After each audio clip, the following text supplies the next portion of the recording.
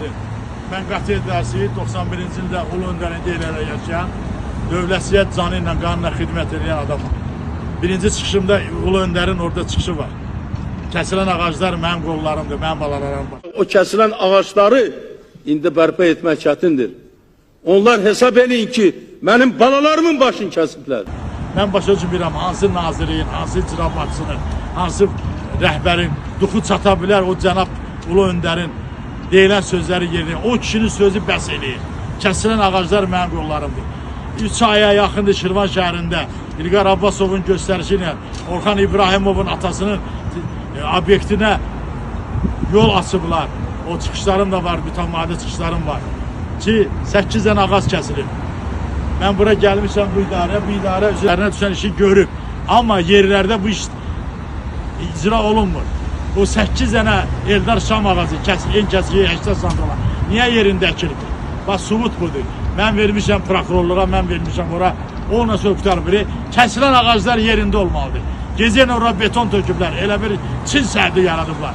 Onu kim kəsəcək, kimi cərimə olunub.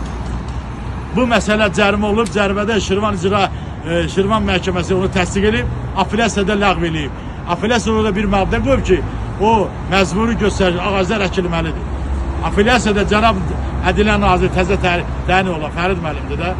Apellyasiya onu hansı qanun əsasən eləyib? Və Heydər Əliyevin qolları kəsilib deyir. Mənim balamın qolları kəsilib. Və Heydər Əliyev kimi şəxsiyyət deyib bunu.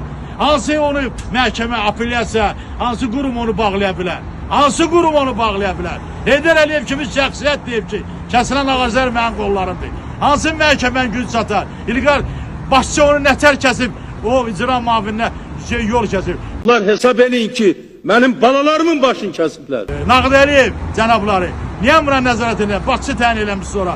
Niyə onun haqqında tədbir görmürsün? Başçı onda cənab prezident deyir, şahdır. Şahdır, karoldur. Başçı onda nə istəyir? Rayonda eləməlidir. Və buna kim nəzarət edir? Zeynal Nağd Əliyev cəriməti. Və niyə ona nəzarət eləmirsən? 8 dənə ağac kəsilib. Mən bu idarəyə gəlməkdən yoruldum.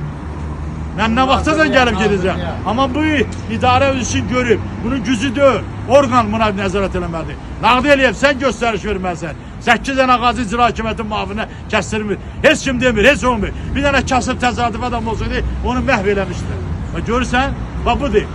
Xahiş edirəm, ağaclar yerində bərpa olsun. Heydər Əliyevin sözünü deyəcəm, ölüncə, 100 dəfə, milyon dəfə deyəcəm. Kəsilən ağaclar balalarımın başıdır. Bunlar hesab edin ki, mənim balalarımın başını kəsiblər. Və bunu görən adam onu nətər onu göstərmiş. Heydər Əliyev kimi şəxsiyyətdir. Və İlham Əliyev cənabları nəzarət elətdirsin buna.